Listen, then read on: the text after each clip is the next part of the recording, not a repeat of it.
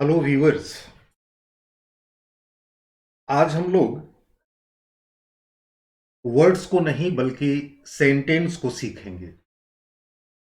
पिछले क्लास में आप सभी वर्ड्स के अनेक चैप्टर्स को अध्ययन किया।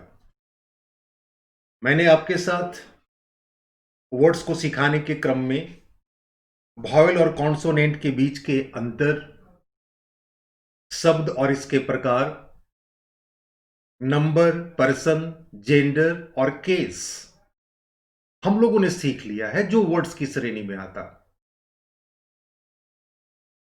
आज हम लोग सेंटेंस की दुनिया में चलेंगे और आपको जैसा कि मैंने बताया था कि tense is the basic things upon which each and every grammatical chapters revolve round the tense. And in this regard, you have already studied present indefinite, present continuous, present perfect. Three tenses I have already discussed with you all. And today I am going to explain the next tense that is very important, and that is present perfect continuous. Present perfect continuous. Present, when you say present, it simply shows वर्तमान, perfect पूर्ण, and continuous लगातार जारी रहना। जैसे ही आप कहते हैं present perfect continuous, इन तीनों का हिंदी आपके पास आपकी मस्तिष्क में स्पष्ट है। Present gives you the concept of वर्तमान, परफेक्ट पूर्ण, एंड कंटिन्यूअस लगातार जारी रहना। ऐसा ही लिखकर मैं पूर्व के टेंसेस को आपके मस्तिष्क में भरने की कोशिश किया हूं। इसे हम कैसे डिफाइन करें? इसकी डिफिनीशन बड़ी आसान होगी। आप कुछ इस तरह से कॉपी करेंगे, बोलेंगे तो आपके मस्तिष्क में बिल्कुल यह क्लियर कट बन जाएगा। वर्तमान में जिसकी क्रिया पूर्णता की ओर लगातार जारी हो, वर्तमान में जिसकी क्रिया पूर्णता की ओर लगातार जारी हो, उसे हम प्रेजेंट परफेक्ट कंटिन्यूअस टेंस का नाम देंगे। यदि एक टेंस की परिभाषा को आपने मस्तिष्क में रख लिया तो बाकी की जो 8 टेंसेज बच रही है, पास्ट की 4 और फ्यूचर की 4, उसको समझना, जानना, सीखना आसान हो जाएगा। यदि आप गौर करें पूर्व की टेंसेस को, तो प्रेजेंट इंडेफिनिट वर्तमान में जिसकी क्रिया अनिश्चित हो, प्रेजेंट कंटिन्यूअस वर्तमान में जिसकी क्रिया लगातार जारी हो, प्रेजेंट परफेक्ट वर्तमान में जिसकी क्रिया पूर्ण हो, और प्रेजेंट परफेक्ट कंटिन्यूअस वर्तमान में जिसकी क्रिया पूर्णता की ओर लगातार जारी हो। अगर ये 4 कंसेप्ट बन गया तो बाकी के जो पास्ट के 4 और फ्यूचर के 4 बच रहे हैं, उसको सीखना आपके लिए सिंपल हो जाएगा। इसकी परिभाषा क्या हो जाएगी? इसकी परिभाषा हो जाएगी वर्तमान में जिसकी क्रिया पूर्णता की ओर लगातार जारी हो। यह तो थी परिभाषा की बात, जिसके आधार पर आप पहचानने में आपको सहूलियत होगी। बचपन से एक परंपरागत तरीका सिखलाया गया है और उसमें यह कहा गया कि जिस वाक्य के अंत में मुख्य क्रिया के साथ यानी वर्ब के साथ रहा है, रही है इत्यादि रहे, तो उसे हम प्रेजेंट कंटिन्यूअस कहते हैं। गौर कीजिएगा, हमारे पास परंपरागत तरीका में प्रेजेंट परफेक्ट कंटिन्यूअस को पहचानने का एक नहीं बल्कि दो चीजों को दिमाग में रखना होगा। पहला तो रहा है, रही है होगा, और दूसरा इसके साथ लगा हुआ रहेगा टाइम फैक्टर, टाइम शेड्यूल, इसके साथ समय दिया हुआ रहेगा। ये समय बेसिकली दो प्रकार का होता है। एक को कहते हैं हम period of time, period of time. दूसरे को जाना जाता है पॉइंट ऑफ टाइम के नाम से। दोनों समय ही हैं। ये समय का दो प्रकार जो आप देख रहे हैं, इसको जानना और समझना अति आवश्यक है। Period of time it means कैसा समय यह है, तो यह एक ऐसा समय है जिसे हम अनिश्चित समय के नाम से जानते हैं, और पॉइंट ऑफ टाइम को हम डेफिनिट समय के नाम से जानते हैं। अब यहां पर दो बातें आ गई, निश्चित और अनिश्चित, दो तरह का समय। अब इसको कैसे पहचाने? इसको पहचानना बड़ी आसान होगा। अगर अनिश्चित समय है तो उसकी शुरुआत का या उसके अंत का पता हमें नहीं चलेगा। अगर समय अनिश्चित है तो उसके शुरुआत का पता, उसके अंत का पता हमें नहीं चल पाएगा। जैसे वह 2 घंटे से फुटबॉल खेल रहा है, ये 2 घंटा कब का, 12 बजे के बाद या 12 बजे के पहले, स्पष्ट नहीं हो रहा। वह 10 वर्षों से औरंगाबाद में रह रहा है, तो कब का 10 वर्ष? 1950 के बाद वाला 10 वर्ष या 1950 के पहले वाला 10 वर्ष? तो जिस समय का हमें ना शुरुआत पता चले ना अंत पता चले, उसे हम अनिश्चित समय मानेंगे। लेकिन जिस समय का हमें या तो शुरुआत पता चल जाए या अंत पता चल जाए या दोनों पता चल जाए, तो हम उसको निश्चित मानेंगे। जैसे वह पिछले सोमवार से एक कहानी लिख रहा है, तो यहां दिखाई पड़ता है कि कब से लिख रहा है, तो पिछले सोमवार से। It means there is a point of time.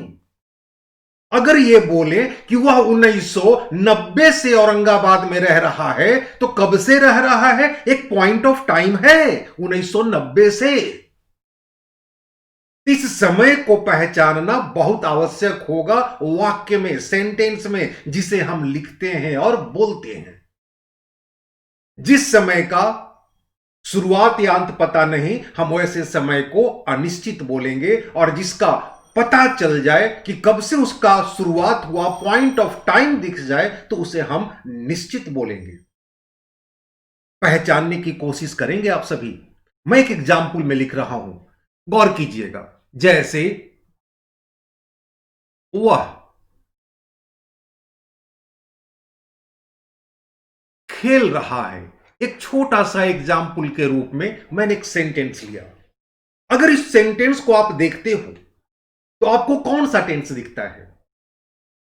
आपके मस्तिष्क में साफ साफ दिखाई पड़ रहा होगा कि सर ये तो प्रेजेंट कंटिन्यूअस है। बिल्कुल सही पहचाना आपने, प्रेजेंट कंटिन्यूअस ही है, क्योंकि इसमें एक कार्य कंटिन्यूड है, लगातार जारी है। प्रेजेंट कंटिन्यूअस की जो परिभाषा आपने सीखा कि वर्तमान में जिसकी क्रिया लगातार जारी हो, वो साफ साफ दिख रहा है। लेकिन जैसे ही आप इसमें समय को डाल देते हैं, आप कहते हैं वह 2 घंटे से खेल रहा है। अब यह कौन सा टेंस बन गया? तो अब यह प्रेजेंट कंटिन्यूअस नहीं है, अब यह प्रेजेंट परफेक्ट कंटिन्यूअस है। क्यों है प्रेजेंट परफेक्ट कंटिन्यूअस? क्योंकि इसमें रहा है भी लगा हुआ है और हमारे पास समय भी है। यदि आप समय को बाहर निकाल देते हो, समय को हटा देते हो, तो ये प्रेजेंट कंटिन्यूअस रह जाएगा, और यदि आप समय को डाल देते हो तो यह प्रेजेंट परफेक्ट कंटिन्यूअस हो जाएगा। तो आपको पास बेहतर जानकारी है कि हम कैसा ट्रीटमेंट देंगे। प्रेजेंट कंटिन्यूअस में प्रेजेंट कंटिन्यूअस का रूल जाएगा, स्ट्रक्चर जाएगा, नियमावली जाएगी, और प्रेजेंट परफेक्ट कंटिन्यूअस में हम प्रेजेंट परफेक्ट कंटिन्यूअस का रूल्स को डालेंगे। और शायद इसे ही सीखना कहते हैं, इसे ही आपको मस्तिष्क में रखना है कि कैसे हम पहचाने प्रेजेंट परफेक्ट कंटिन्यूअस को। अब इस तरह की वाक्यों को यदि आप लिखेंगे तो पैटर्न बहुत सिंपल हो जाएगा। Let us enjoy the pattern. मैं बिल्कुल आपके साथ एक एक स्टेप करके आगे बढ़ रहा हूं। उद्देश्य है कि आपके पास किसी प्रकार का कोई कंफ्यूजन ना बने। अब इस सेंटेंस को जब लिखेंगे तो आप जानते हैं कि हमारे पास दो पर्सन होता है, दो नंबर होता है, सिंगुलर नंबर और प्लूरल नंबर, और तीन पर्सन होते हैं, फर्स्ट पर्सन, सेकंड पर्सन और third person. First person singular number में हम आई का इस्तेमाल करते, प्लूरल में वी। सेकंड पर्सन के सिंगुलर में यू और प्लूरल में भी यू। थर्ड पर्सन में हम इस्तेमाल करते हैं ही, सी, इट को, साथ ही साथ एनी नेम को, कोई भी व्यक्ति का नाम, और दे इस्तेमाल किया जाता है। जैसा कि आपको पता है, मैंने आपको समझाने की कोशिश भी की है कि हर टेंस अपने नाक के अनुसार जाना जाता है। नाक से मेरा तात्पर्य है ऑक्सिलरी वर्ब। हर टेंस की ऑक्सिलरी वर्ब अलग अलग है। इस टेंस का नाक भी अलग होगा। इस टेंस का नाक हो जाएगा हम लोग के पास दो शब्दों के साथ हैव बिन और हैज बिन। और यह भी बात बहुत ध्यान देने वाली बात है कि जैसे ही हम हैज बिन और हैव बिन का प्रयोग करेंगे, हम आंख बंद करके वर्ब का फोर्थ फॉर्म प्रयोग करेंगे। फोर्थ फॉर्म से तात्पर्य है वर्ब प्लस आईएनजी का फॉर्म। अब यह सवाल उठता है कि हम किस जगह करें हैज बिन, किस जगह करें हैव बिन। एक पंक्ति की बात से आपके मस्तिष्क में यह बात आ जाएगी। ध्यान रखिएगा, याद रखने की बात है कि हम हैज बिन का प्रयोग करेंगे थर्ड पर्सन के साथ, सिर्फ थर्ड पर्सन सिंगुलर नंबर के साथ, और बाकी सभी नंबर पर्सन के साथ हम हैव बिन का प्रयोग करेंगे। बहुत इंपॉर्टेंट। अब इतना जानने के बाद आप चाहो तो आराम से स्ट्रक्चर बना सकते हो। मैंने आपके साथ यह बात ऑलरेडी शेयर कर चुका हूं कि सबसे पहले सेंटेंस का जो मूल मंत्र है वह है सब्जेक्ट, वर्ब और ऑब्जेक्ट। हम उसी के आधार पर सेंटेंस का निर्माण कर लेंगे। गौर कीजिएगा, सेंटेंस के पैटर्न में सबसे पहले हम लिखेंगे सब्जेक्ट को, उसके बाद कौन सा टेंस है इसलिए उसका नाक को इस्तेमाल करेंगे, ऑक्सिलरी वर्ब को। उसके बाद हम वर्ब का फोर्थ फॉर्म को लाएंगे, यानी वर्ब प्लस आईएनजी। उसके बाद हम ऑब्जेक्ट को लिखेंगे। उसके बाद हम डॉट डॉट डालेंगे। इस डॉट डॉट का तात्पर्य आप बेहतर समझते हैं। सेंटेंस में बचे हुए तमाम शब्दों को यहां पर जगह दे देंगे, ऑब्जेक्ट के बाद जगह दे देंगे। उसके बाद हम समय का काम करेंगे, और समय को दिखलाने के लिए हम फॉर या सिंस का प्रयोग करेंगे। अर्थ के मुताबिक पॉइंट ऑफ टाइम है या पीरियड ऑफ टाइम है। यदि पॉइंट ऑफ टाइम रहा तो हम सिंस का प्रयोग करेंगे, और अगर पीरियड ऑफ टाइम रहा तो हम फॉर का प्रयोग करेंगे। और उसके बाद जो आपका समय दिया हुआ है उसे हम लिख देंगे, हमारा सेंटेंस तैयार हो जाएगा। बड़ी छोटी सी चीज मानी जाती है स्ट्रक्चर को मस्तिष्क में रखना। दो चार शब्दों का ही मात्र खेल है। और वैसे भी आप जानते हैं, पहचानते हैं सब्जेक्ट को, वर्ब को, दो प्रकार के ऑब्जेक्ट को और कॉम्प्लीमेंट को। जिन छात्रों के पास इनकी पहचान डेवलप हो जाती है उनको फिर आगे बढ़ने से कोई नहीं रोक पाएगा, कोई रोक भी नहीं सकता, क्योंकि पहचानना आपको आ गया। और यदि आपने पहचान डेवलप कर ली अपनी मस्तिष्क में, शब्दों को पहचानने लगे जो मात्र 8 प्रकार की होती है, तो फिर कहीं पर कोई संशय नहीं, कोई समस्या नहीं। पहचानना तो आना पड़ेगा आपको।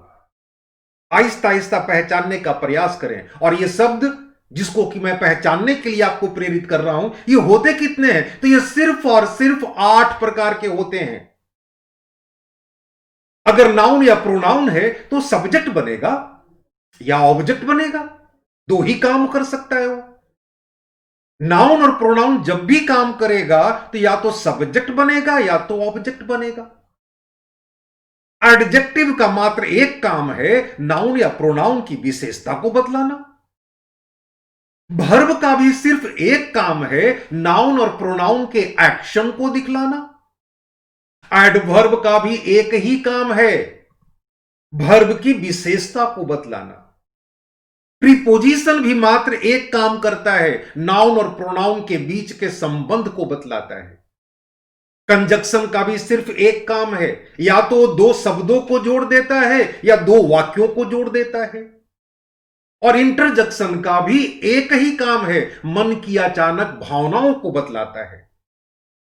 इस आधार पर आप शब्दों को पहचानने की जब कोशिश करेंगे तो कामयाबी आपके बस में होगी। अब यहां पर सब्जेक्ट है तो जाहिर सी बात है या तो नाउन आएगा या तो प्रोनाउन आएगा।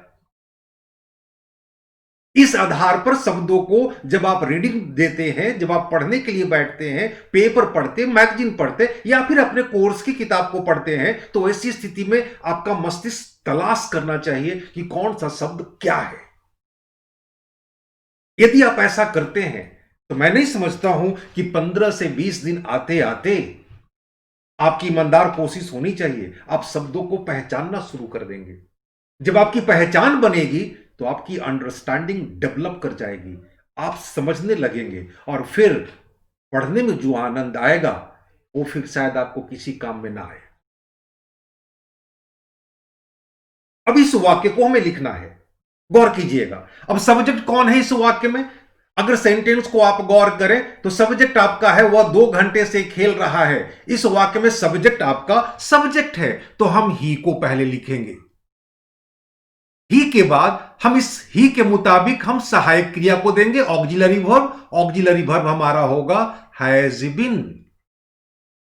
हैज बीन के बाद हम वर्ब का फोर्थ फॉर्म, वर्ब हमारा खेलना है तो खेलना का फोर्थ फॉर्म जब करेंगे तो वह हो जाएगा प्लेइंग। ऑब्जेक्ट नहीं है सेंटेंस में तो हम डायरेक्ट फोर या सिंस को ला सकते हैं। समय हमारे पास अनिश्चित है इसलिए हम समय के लिए, अनिश्चित समय के लिए 4 करेंगे और 2 घंटा है तो 2 आवर्स लिखेंगे, आवर नहीं, और हमारा सेंटेंस तैयार। जैसे ही आप बोलते हैं he has been playing for 2 hours, इसका अर्थ हो जाता है वह 2 घंटे से खेल रहा है। सवाल यह उठता कि सेंटेंस किस प्रकार का है? 5 ही प्रकार के सेंटेंस होते हैं। ये 5 प्रकार के सेंटेंस में असर्टिव है। कैसे पहचाने कि यह असर्टिव है? इसलिए कि यह स्टेटमेंट है, डिक्लेरेटिव सेंटेंस है। और सबसे बड़ी बात असर्टिव को पहचानने का, जिस सेंटेंस की शुरुआत सब्जेक्ट से हो जाए उसे असर्टिव ही कहा जाता है। आपको पता है कि असर्टिव की 2 बहनें हैं, अफर्मेटिव और निगेटिव। निगेटिव को पहचानना आसान है क्योंकि उसमें नॉट का प्रयोग होता, और जिस वाक्य में नॉट का प्रयोग नहीं है, सेंटेंस सब्जेक्ट से शुरू हुआ है, आप मान लो कि वह असर्टिव का अफर्मेटिव सेंटेंस है। अब ऐसे ऐसे सेंटेंस को आप 100-200 सेंटेंस को मस्तिष्क में कल्पना करके आपने सोचा, उसे बोलने का प्रयास किया, लिखने का प्रयास किया, अभ्यास किया आपने, ये सेंटेंस आपके बस में हो जाएगी। हम लोगों ने सीख लिया है असर्टिव सेंटेंस को। अब आगे बढ़ते हैं।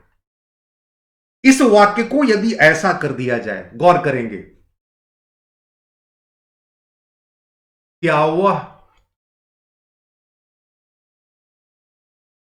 2 घंटे से खेल रहा है, यह सेंटेंस आपका इंट्रोगेटिव है। इंट्रोगेटिव सेंटेंस मैं ज्यादा सिखाना चाहता हूं, कारण है आपकी बातचीत करने की क्षमता डेवलप कर जाए। जिस छात्र के पास इंट्रोगेटिव सेंटेंस लिखने की क्षमता, समझने की क्षमता, बोलने की क्षमता ज्यादा होती है, वह एक अच्छा बातचीत करने वाला साबित हो सकता है। और यही कारण है कि मैं इंट्रोगेटिव सेंटेंस पर ज्यादा जोर दे रहा हूं। क्योंकि बातचीत करने के क्रम में आपको इसकी जरूरत पड़ेगी।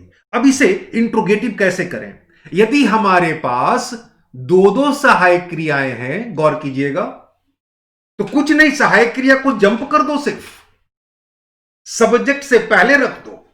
हां, एक बात ध्यान देने की बात है, अगर सहायक क्रिया एक है तो हम एक को जंप करेंगे। अगर सहायक क्रिया दो है, जैसे यहां पर हैज बीन हैव बीन देख रहे हो, दो है, तो भी हम एक ही को जंप करेंगे।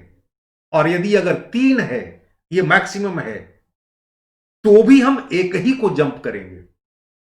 मैं फिर से बोल रहा हूं बड़ी साधारण सी भाषा में, यदि सहायक क्रिया एक और हमें इंट्रोगेटिव बनाना है तो हम एक को जंप करके सब्जेक्ट के पहले, अगर सहायक क्रिया दो तो भी हम एक ही को जंप करके सब्जेक्ट के पहले डालेंगे, और यदि सहायक क्रिया तीन तो भी हम एक ही को जंप करेंगे, पहली बात। और यदि निगेटिव बनाना हो आपको, तो नॉट का जब आप प्रयोग करोगे, तो नॉट का प्रयोग अगर सहायक क्रिया एक है तो एक के बाद, सहायक क्रिया दो है तो भी एक के बाद, और सहायक क्रिया तीन है तो भी एक के बाद हम नॉट का प्रयोग करेंगे।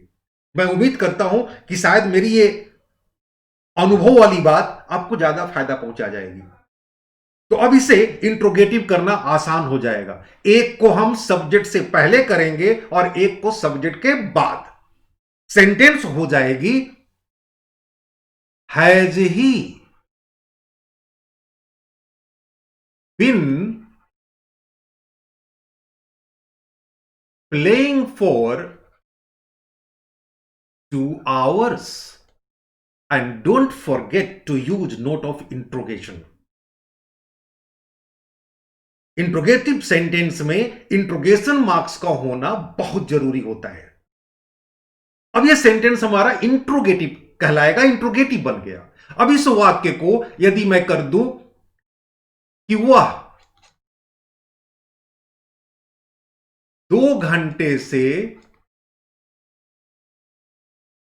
नहीं खेल रहा है,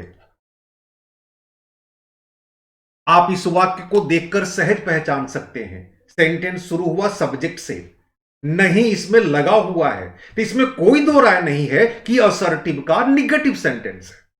और सेंटेंस हो जाएगी, नॉट को हम डालेंगे तो एक के बाद, यानी दोनों सहायक क्रिया के बीच में, और सेंटेंस हो जाएगा आपका ही हैज नॉट बिन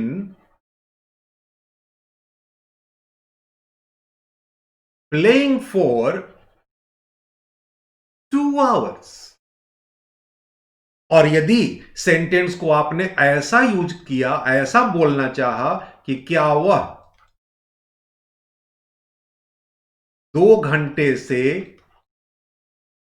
नहीं खेल रहा है, इस वाक्य को हम जानते हैं इंट्रोगेटिव और निगेटिव के नाम से। अब इस सेंटेंस को कैसे लिखें?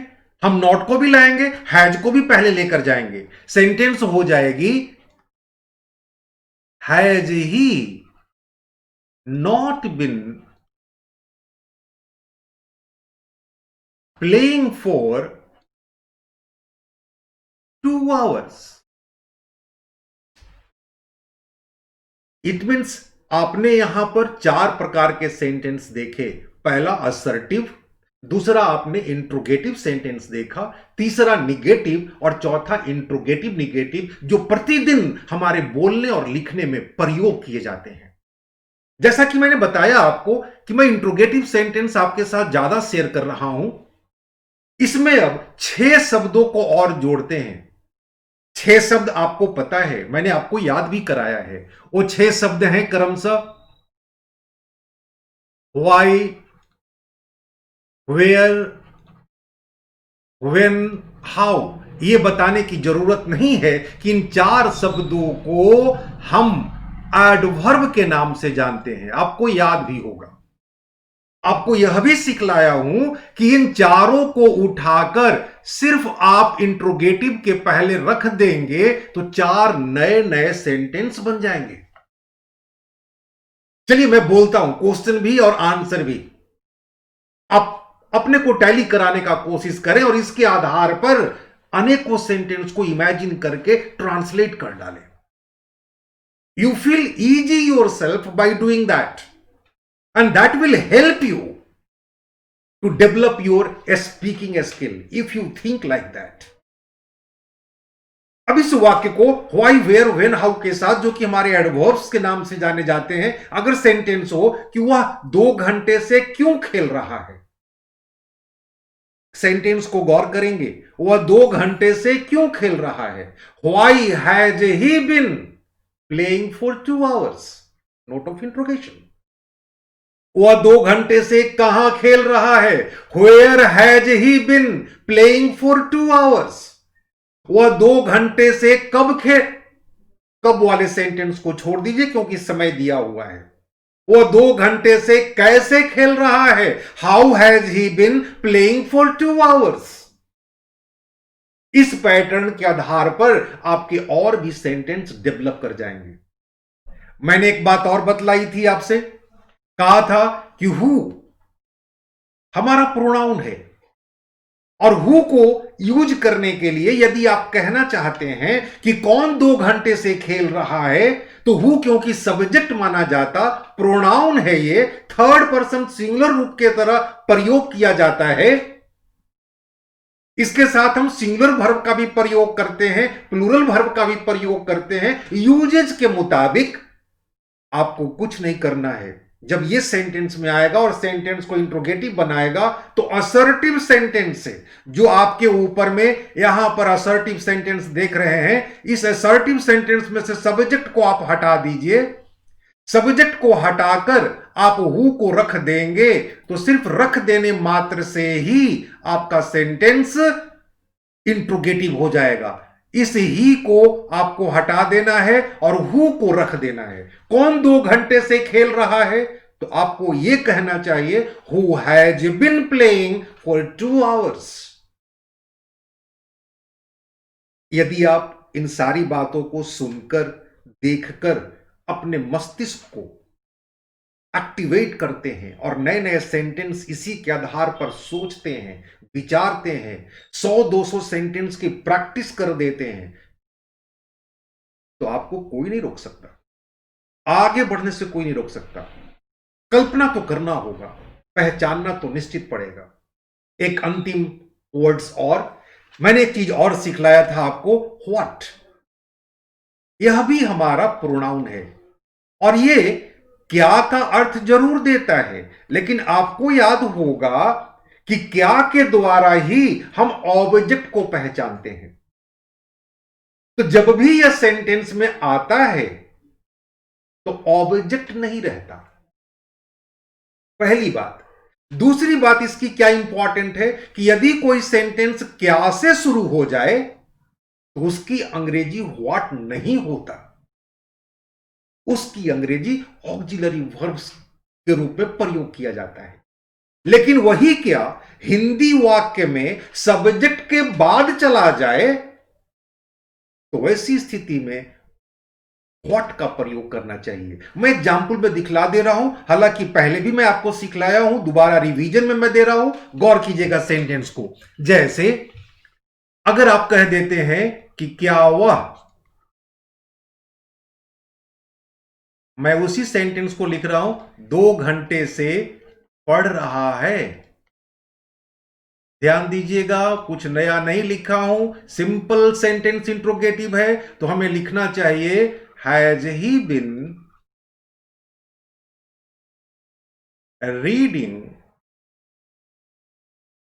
For 2 hours. लेकिन गौर कीजिएगा, क्या से सेंटेंस की शुरुआत हुई है तो व्हाट अंग्रेजी नहीं होगी। बहुत से बच्चे कंफ्यूज करते हैं। यही सेंटेंस को यदि ऐसा लिख दिया जाए कि वह 2 घंटे से क्या पढ़ रहा है, अंतर को समझना इंपॉर्टेंट है। अब ऐसा सेंटेंस हो तो वैसी स्थिति में हम व्हाट का प्रयोग करेंगे। अब इसको कैसे लिखें? What has he been reading for 2 hours?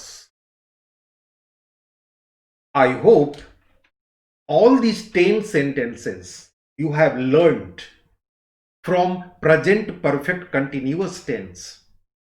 If you do the practice well, naturally you can develop yourself, you can make a hold upon present perfect continuous, and there should be no confusion inside in your brain. Although English is not a confusing language, it is very straightforward, provided you understand it well. प्रत्येक tense को पहचानने का तरीका अलग अलग है। Present indefinite जितना आपने देखा उतना ही है, उतना ही को मस्तिष्क में रखें। प्रेजेंट कंटिन्यूअस में बहुत मामूली सी बातें हैं, उतना ही को मस्तिष्क में रखें।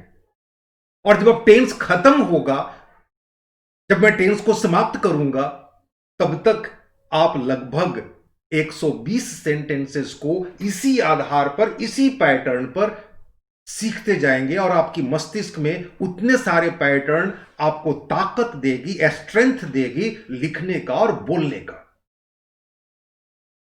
शब्दों को लेकर के भी मैं आगे आने वाले दिनों में कैसे शब्द का निर्माण होता है, कैसे बनता है, मैं वो भी बतलाऊंगा आपको।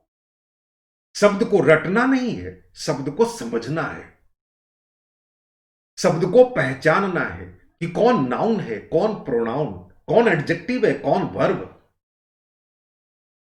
कौन एडवर्ब है, कौन प्रीपोजिशन, कौन कंजक्शन है, कौन इंटरजेक्शन। और धीरे धीरे यह पहचान जैसे जैसे आपके अंदर बढ़ती जाएगी, आप खुद महसूस करेंगे कि एक स्ट्रेंथ हमें मिल रहा है, एक ताकत मिल रही है, आपको अच्छा लगना शुरू हो जाएगा। यह था पूरा परिचय प्रेजेंट परफेक्ट कंटिन्यूअस का।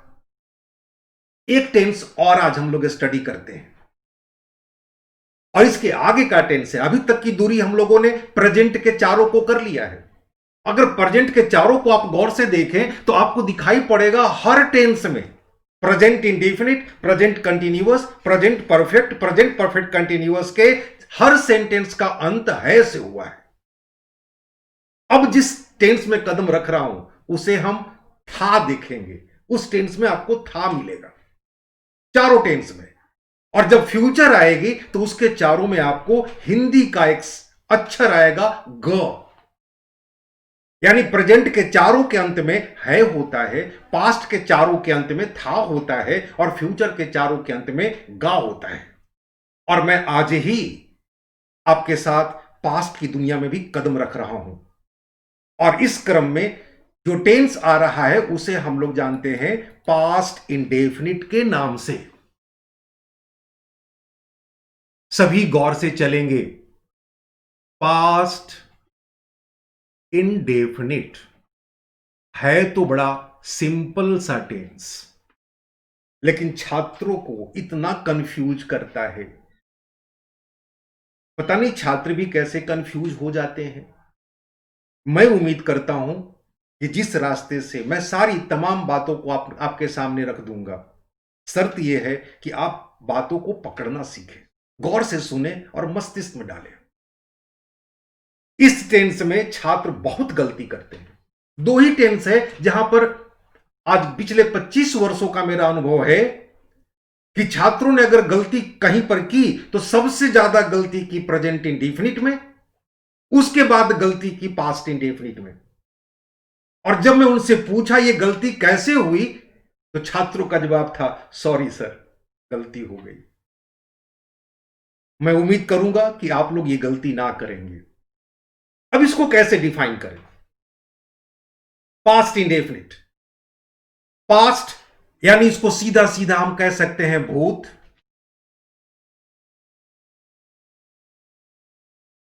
भूत यानी बीता हुआ समय, जो समय गुजर चुका है। और इंडेफिनिट इसको हम जानेंगे अनिश्चित के नाम से। परिभाषा करने में आपको अब दिक्कत नहीं होगी। जो छात्र 4 टेंस का परिभाषा जान जाते हैं उनको 12 टेंस की परिभाषा ऑटोमेटिकली आ जाती है। जिस तरह से आपने सीखा वर्तमान में जिसकी क्रिया अनिश्चित हो, ठीक उसी पैटर्न पर आप इसको कह सकते हैं। भूतकाल में जिसकी क्रिया अनिश्चित हो उसे हम पास्ट इंडेफिनिट कहेंगे। भूतकाल में जिसकी क्रिया अनिश्चित हो उसे हम पास्ट इंडेफिनिट कहेंगे। इंडेफिनिट यानी वर्ब इंडेफिनिट होगा, अनिश्चित होगा। वर्ब का हम शुरुआत और अंत पता नहीं कर सकेंगे। यह टेंस अगर गौर से देखा जाए तो एक त्रिकोण बनाता है।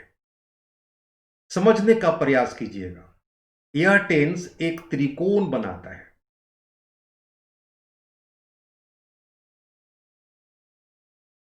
ट्रायंगल। अगर थोड़ी देर के लिए मान लिया जाए कि यह सड़क है, यह स्थान को ए कह देते हैं, इसको बी कह देते हैं, इसको सी कह देते हैं। अगर थोड़ी देर के लिए मान लिया जाए कि यह सड़क है, तो सबसे ज्यादा एक्सीडेंट हमें कहां कहां देखने को मिलेगा? हमें सबसे ज्यादा एक्सीडेंट देखने को मिलेगा इस मोड़ पर, इस मोड़ पर और इस मोड़ पर। दुर्घटना होगी क्योंकि सड़क है ये, और बड़ी तीक्ष्ण कटाव है, बड़ी तीक्ष्ण मोड़ है।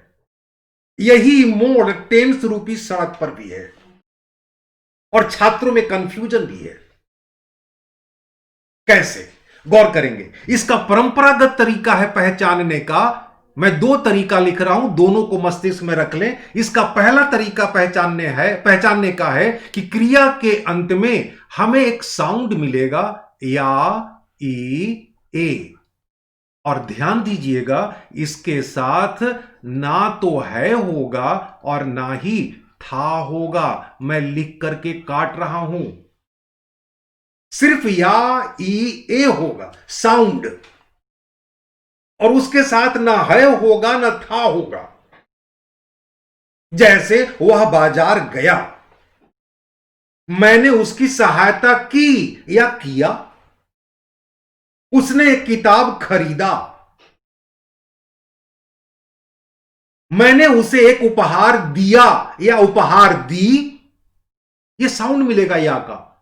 गौर कीजिएगा, है था नहीं होगा।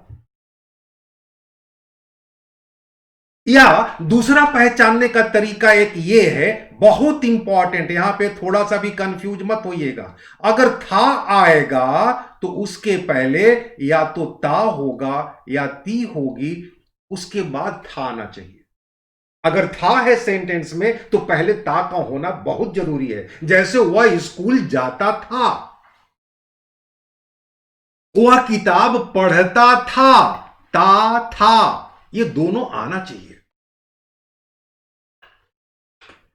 जैसा कि मैंने पहचानने का 2 आसान तरीका दिया है। एक परिभाषा है भूतकाल में जिसकी क्रिया निश्चित हो, और दूसरा परंपरागत तरीका है जिसको बचपन से हम पहचानने की कोशिश कर रहे हैं। पहला तरीका या, ई, ए। दूसरा तरीका ता, था, ती, थी। ये जो रोड देख रहे हैं, इससे स्पष्ट हो जाएगा कि कितनी कंफ्यूजन बच्चे, कितने कंफ्यूज हो जाते हैं बच्चे। अगर आप कहते हो वह कॉलेज गया, तो साफ साफ है प्रेजेंट, पास्ट इंडेफिनिट। या आप कहते हो वह कॉलेज जाता था, एकदम साफ दिख रहा है, पास्ट इंडेफिनिट। लेकिन अगर आपके कलम से गलती से पहचानने में हो गया कि वह कॉलेज गया, गया तक तो ठीक है, पास्ट इंडेफिनिट। अगर आपकी कलम से निकल गई है तो फिर यह हो जाएगा प्रेजेंट परफेक्ट। आप समझने का प्रयास करोगे कितना खतरनाक सड़क है। और यदि आपकी गलती से हो गया कि वह कॉलेज गया था, तो यहां भी टेंस परिवर्तित हो जाएगा। तो यह हिंदी है। हिंदी सिखाना मैं नहीं चाहता, लेकिन हिंदी हमारी मातृभाषा है, आपको समझाना जरूर चाहता हूं कि आप बचेंगे ऐसी चीजों से।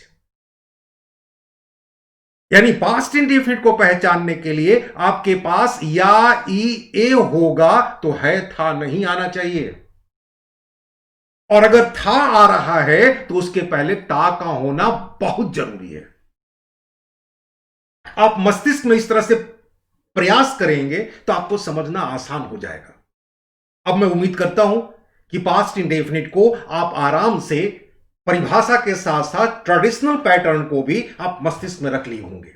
जैसे एक छोटा सा सेंटेंस लेता हूं एग्जाम्पल में, जैसे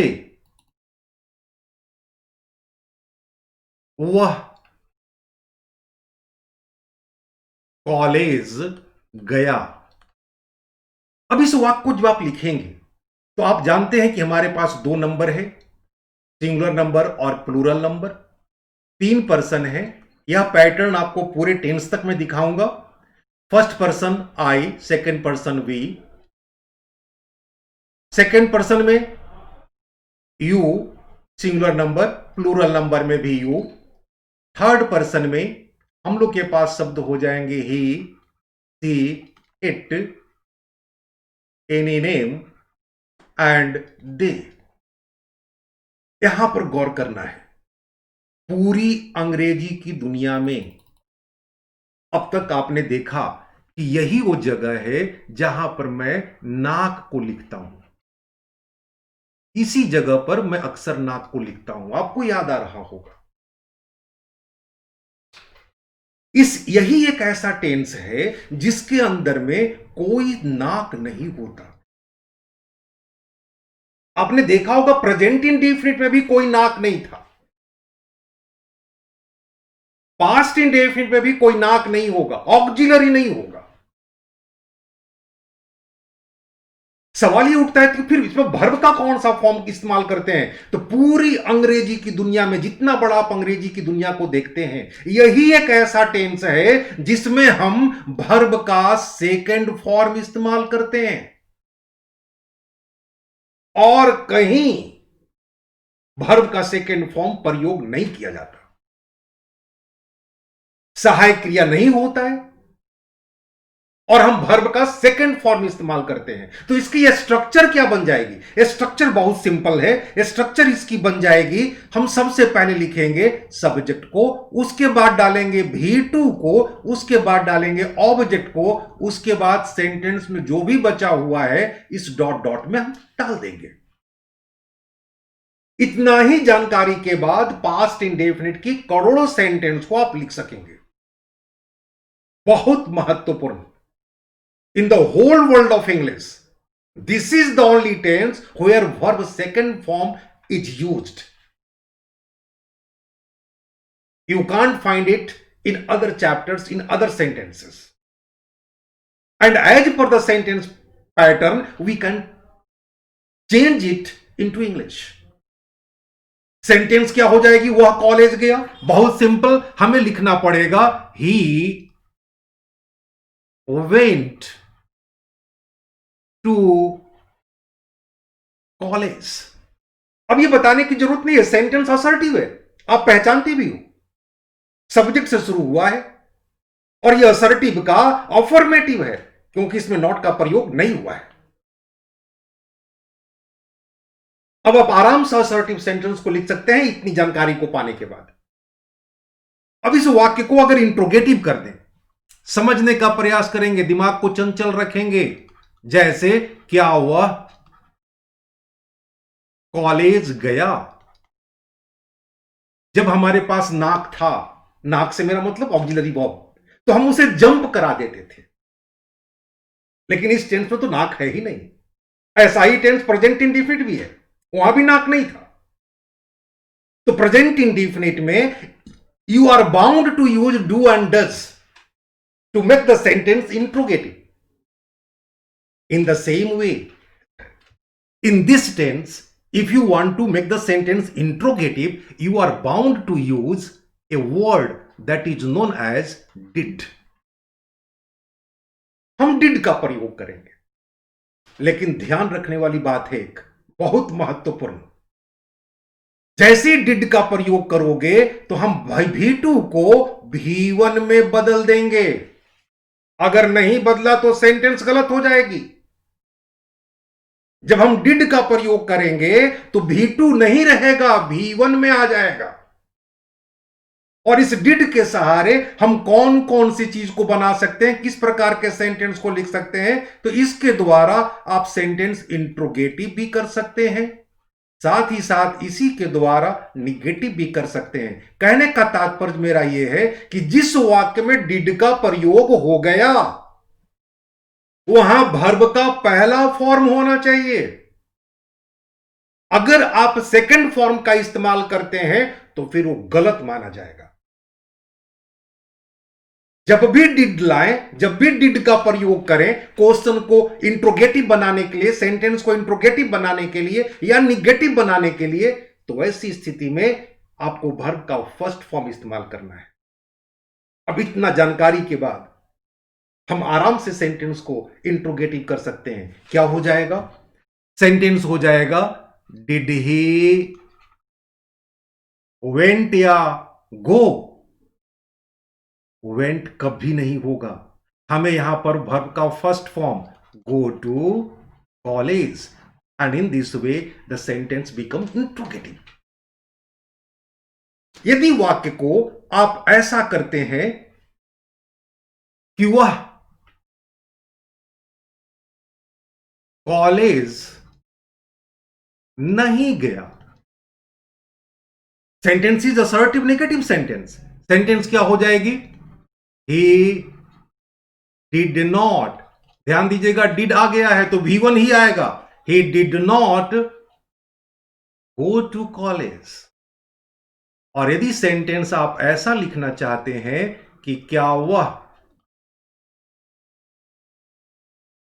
कॉलेज नहीं गया, this one is known as interrogative negative sentence. आपको ऐसा लिखना होगा did he not go to college, and this sentence is interrogative negative। आदत के मुताबिक, कुछ मेरी आदत कुछ आपकी आदत भी होनी चाहिए। आपको पता है कि इनके साथ मैं 4 शब्दों को सबसे पहले लाऊंगा जो एडवर्ब्स हैं। अगर इनके साथ आप व्हाई, वेयर, व्हेन, हाउ जो कि आपके एडवर्ब्स हैं, इनका प्रयोग करना चाहते हैं तो कुछ नहीं करना है, मैं एक ही तरीका सिखलाया हूं और जिंदगी भर के लिए नोट कर लें। ऐसा करेंगे आपको सहूलियत होगी, आप इजी महसूस करेंगे। इन चारों को उठाएं और सिर्फ इंट्रोगेटिव के पहले लगा दें। बोलकर देखें, वह कॉलेज क्यों गया? Why did he go to college? वह कॉलेज कब गया? When did he go to college? वह कॉलेज कैसे गया? How did he go to college? और यदि मैं आपसे बोलूं कि who का प्रयोग करना है तो आपका आंसर होगा बड़ी आसान है सर, हम असर्टिव सेंटेंस से सब्जेक्ट को हटाएंगे और हु को डाल देंगे। अगर आपको कहना है कि कौन कॉलेज गया तो हु वेंट टू कॉलेज। मैं पूर्व में भी बताया था कि हु एक ऐसा शब्द है जिसके साथ हम डू, डज या डिड का प्रयोग क्वेश्चन बनाने में नहीं करते हैं। कौन कॉलेज गया? Who went to college. कौन रावण को मारा? Who killed Ravana. कौन इस पत्र को लिखा? Who wrote this letter. और अंतिम क्या के बारे में बात कर लूं, अगर सेंटेंस की शुरुआत क्या से है तो उसकी अंग्रेजी व्हाट नहीं होगी। आप यह भी जान चुके हैं कि जिस वाक्य में व्हाट होता है उसमें ऑब्जेक्ट्स नहीं होते हैं। अगर यह कहना हो कि उसने